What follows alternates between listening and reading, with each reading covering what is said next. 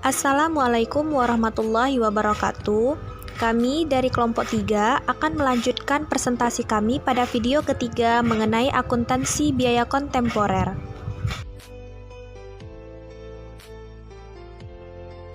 Yang beranggotakan Randi Hardian, Ulfatul Rahmita Putri, Nurmeita Furqani, dan Permata Salsabilada Persal. Selamat menyaksikan. Pertama, kita akan membahas mengenai definisi standar costing. Standar costing adalah perhitungan harga pokok produk dengan membebankan biaya bahan baku langsung, BTKL, dan BOP berdasarkan biaya standar dengan tujuan untuk mengendalikan biaya.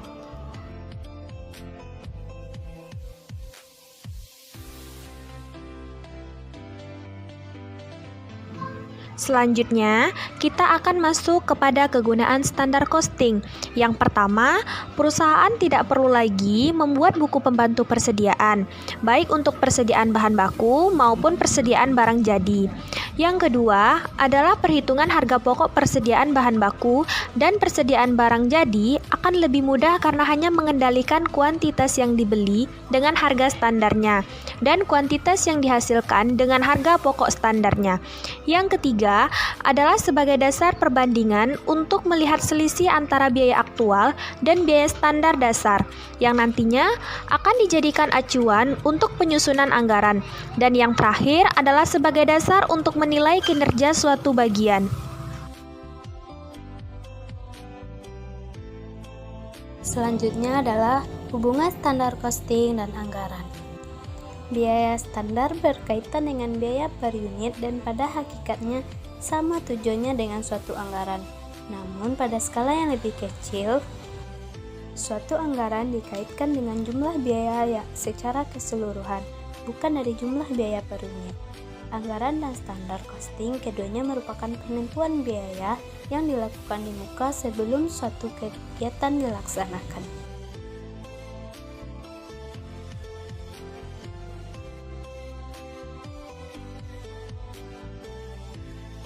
Selanjutnya, penentuan jenis-jenis standar.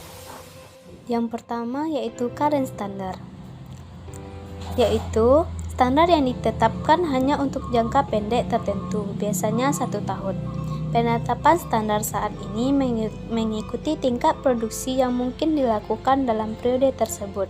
Dan standar ini dianggap sebagai standar yang paling memadai karena seluruh faktor yang menyebabkan penurunan produksi sudah diperhitungkan. Yang kedua yaitu ideal standar. Ideal standar yaitu standar yang ditetapkan dengan asumsi tingkat efisiensi yang tinggi. Standar ini merupakan standar di mana diasumsikan semuanya berjalan dengan baik dan tanpa ada kesalahan dalam proses produksi, sehingga standar ini kurang realistis dan sulit dicapai. Dan yang ketiga, basic standar. Standar yang ditetapkan perusahaan untuk periode yang tidak terbatas, sehingga dianggap sebagai standar jangka panjang. Hal ini menyebabkan standar ini tidak dapat digunakan untuk menilai kinerja dan benchmark efisien. Dan yang keempat, ada normal standar. Normal standar yaitu standar yang ditetapkan untuk mengantisipasi kebutuhan dan perubahan di masa yang akan datang. Biasanya adalah satu siklus operasi perusahaan. Karena panjangnya periode yang akan dicakup dalam standar ini, maka standar ini sulit untuk digunakan dalam pengendalian biaya. Materi selanjutnya yaitu konsep target costing. Target biaya atau target costing adalah metode penentuan biaya produksi di mana perusahaan terlebih dahulu menentukan biaya produksi yang harus dikeluarkan berdasarkan harga kompetitif. Dengan demikian, perusahaan memperoleh laba yang diharapkan atau dapat kita asumsikan dengan target biaya, yaitu target biaya sama dengan harga jual dikurang laba yang diharapkan. Berikut ini adalah gambaran dari proses target costing yang kami tampilkan pada slide ini. Selanjutnya, kita masuk kepada proses utama dalam penetapan target costing. Yang pertama, yaitu market driven costing, yaitu proses ini dimulai dengan mengidentifikasi target harga penjualan yang merupakan harga antisipasi produk saat diluncurkan. Harga ini harus dapat mencerminkan nilai hasil pengamatan dari produk di mata konsumen, antisipasi relatif, fungsional, dan harga jual, serta penawaran yang kompetitif dan tujuan strategi perusahaan untuk produk. Yang kedua adalah product level target costing, di mana proses ini dimulai dengan biaya umum dari produk yang dituju. Hal ini merupakan biaya di mana perusahaan akan meluncurkan produk barunya tanpa perjanjian dengan mengubah desain atau memperkenalkan proses yang memperbaiki proses manufaktur yang sudah ada. Yang ketiga adalah component level target costing. Dalam proses ini, tim desain target cost setiap komponen yang berada di dalam produk yang akan datang. Target cost pada tingkat komponen ini membangun harga jual supplier. Oleh karena itu, komponen level target cost ini menyebabkan terkadang kompetitif yang dihadapi oleh perusahaan, terutama oleh supplier. Dan yang keempat, ada K-net target costing, yaitu rantai di mana output dari sistem target costing pembeli menjadi input dari sistem target cost supplier bersaing yang dihadapi oleh pembeli kepada perancang produk supplier. Selanjutnya terdapat dua alasan mengapa target costing sebaiknya digunakan perusahaan di dalam situasi pasar sangat kompetitif. Yang pertama, perusahaan tidak dapat menentukan dan mengendalikan harga jual produk secara sepihak. Yang kedua, sebagian besar biaya produk ditentukan pada tahap desain. Selanjutnya kita masuk ke dalam pengimplementasian target costing. Ada beberapa fase yang harus dilalui oleh perusahaan. Yang pertama, menentukan harga pasar. Yang kedua, menentukan laba yang diharapkan. Yang ketiga, menghitung target biaya dan menggunakan rekayasa nilai untuk mengidentifikasi cara yang digunakan untuk menurunkan nilai produk. Yang keempat adalah menggunakan perhitungan yang Kaizen. Selanjutnya kita masuk ke dalam konsep Kaizen costing. Kaizen costing menurut Cooper adalah perusahaan yang menerapkan Kaizen costing dengan melakukan perubahan secara bertahap dan berkesinambungan. Biasa disebut dengan continuous improvement. Kata improvement di sini menurut Cooper adalah pengembangan terus-menerus untuk menyempurnakan keadaan yang telah ada tanpa menciptakan sesuatu yang baru. Jadi, Kaizen costing digunakan untuk menjamin pelaksananya improvement berkelanjutan sejak saat produk selesai didesain dan dikembangkan sampai saat produk dihentikan produksinya sebagai discontinued produk. Selanjutnya kita masuk pada dasar penerapan Kaizen costing.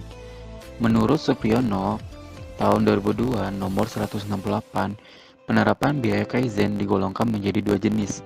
Yang pertama, aktivitas-aktivitas yang diimplementasikan pada kinerja sesungguhnya. Kaizen jika terjadi perbedaan antara biaya sesungguhnya dan biaya target cukup besar setelah produk baru diproduksi selama 3 bulan. Yang kedua, aktivitas-aktivitas lainnya yang diimplementasikan secara berkesinambungan setiap periode untuk mengurangi perbedaan antara laba target dan laba taksiran dan dengan demikian untuk mencapai biaya yang diperkenankan.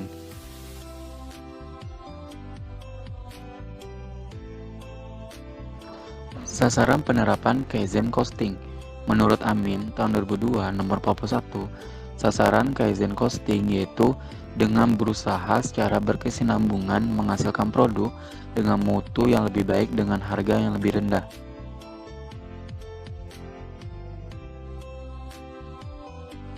Selanjutnya kita masuk ke dalam perbedaan target costing, Kaizen costing, dan standar costing. Pertama, perbedaan antara target costing dan standar costing. Biaya target lebih kecil dari biaya yang dapat dicapai sekarang yang didasarkan atas proses dan teknologi standar. Standar berperan sebagai benchmark atau ukuran perbandingan yang mengukur tambahan kemajuan dalam proses pencapaian biaya target. Satu, perbedaan pertamanya adalah biaya target menunjukkan standar pergerakan pasar atau dapat kita asumsikan harga pasar kompetitif dikurangi dengan markup yang diinginkan sama dengan biaya yang diperkenankan. Kedua, biaya standar menunjukkan standar pergerakan teknis atau dapat kita asumsikan biaya standar yang ditentukan secara teknis, ditambah dengan markup yang diinginkan, sama dengan harga pasar uang yang diinginkan. Perbedaan yang ketiga adalah kalkulasi biaya target menunjukkan metode perancangan biaya yang menekankan pada pengendalian spesifikasi, rancangan, dan teknik produksi. Perbedaan yang keempat, biaya target ditentukan oleh pasar dan berasal dari sumber eksternal. Sedangkan dari biaya standar sendiri ditentukan terlebih dahulu dari analisis internal atas proses produksi. Selanjutnya kita masuk perbedaan biaya standar costing dan Kaizen costing, yang dapat teman-teman lihat pada tabel yang kami tampilkan berikut ini. Biaya standar. A. Konsep sistem pengendalian biaya. Sementara dari biaya Kaizen itu konsep sistem pengurangan biaya. Yang B. Asumsi. Dilihat dari asumsi, kalau biaya standar adalah asumsi kondisi proses produksi sekarang. Sedangkan biaya Kaizen, asumsinya perbaikan proses produksi yang berkesinambungan. Yang C. Memahami standar biaya kinerja. Sedangkan biaya Kaizen mencapai target pengurangan biaya. Yang D. Dari biaya standar ditetapkan secara tahunan atau setengah tahun.